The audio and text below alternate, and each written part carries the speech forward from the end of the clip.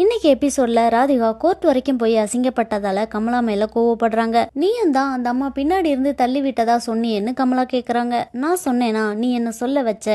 நான் நம்புற மாதிரி எல்லா கதையும் சொன்னேன்னு ராதிகா சொல்றாங்க. கமலா மயு மேல கோவப்படுறாங்க. பாக்யா சொன்னா நீ உன் அம்மாவையே விட்டு கொடுத்துருவியா? உன் பாட்டிக்கு எதிராவே பொய் சொல்லுவியான்னு கேக்குறாங்க. நான் பொய் எல்லாம் சொல்லல, உண்மையதான் சொன்னேன். ஈஸ்வரி பாட்டி மம்மிய தள்ளி விடலன்னு மயு சொல்றா. இது சொல்றதுக்கு உனக்கு இப்பதான் நேரம் கிடைச்சதா? முன்னாடியே ஏன் சொல்லலன்னு ராதிகா கேக்குறாங்க.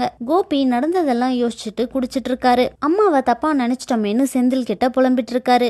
என் முட்டாள்தனம், என் கோபம் எல்லாம் என் கண்ணை மறைச்சிருச்சு. எல்லாம் இந்த ராதிகாவாலதான். அவளை எப்போ பார்த்தேனோ அப்போ ஆரம்பிச்ச சனின்னு சொல்றாரு. கமலா மயு கிட்ட என்ன இருந்தாலும் நீ பண்ணது தப்பு, நடந்ததை எங்க கிட்ட சொல்லியிருக்கலாம், அதை விட்டுட்டு கோர்ட்டுக்கு வந்துதான் சொல்லுவியான்னு கேக்குறாங்க. மயு ராதிகா கிட்ட போய் சாரி சொல்றா. என்கிட்ட கூட சொல்லாம இவ்ளோ பெரிய விஷயத்த செய்யலாமா? நீ எப்படி கோர்ட்டுக்கு வந்தன்னு ராதிகா கேக்குறாங்க. ஆன்ட்டி ஸ்கூலுக்கு வந்துதான் கூட்டிட்டு வந்தாங்கன்னு மயு சொல்றா. ஆன்ட்டி அழுதது பாவமா இருந்துச்சு, அதனாலதான் பாட்டி உங்களை தள்ளி விடலன்னு சொன்னேன்னு சொல்றா. நானும் தான் அழுதுட்டு இருந்தேன் குட்டி பாப்பா இல்லாம போனப்போ, வீட்டுல பிரச்சனை நடந்தப்போ. நான் அழுதது பாவமா இல்ல, ஆனா அவங்க அழுதது மட்டும் பாவமா இருந்துச்சான்னு ராதிகா கேக்குறாங்க. பாட்டி ரிலீஸ் ஆகி வந்ததுல வீட்டுல எல்லாரும் ஜாலியா இருக்காங்க. எல்லாரும் சாப்பிட போற நேரத்துல கோபி பாட்டிய பாக்குறதுக்காக வாசல்ல வந்து நிக்கிறாரு. என்ன நடக்க போகுதுன்னு நாளைக்கு எபிசோட்ல பார்க்கலாம்.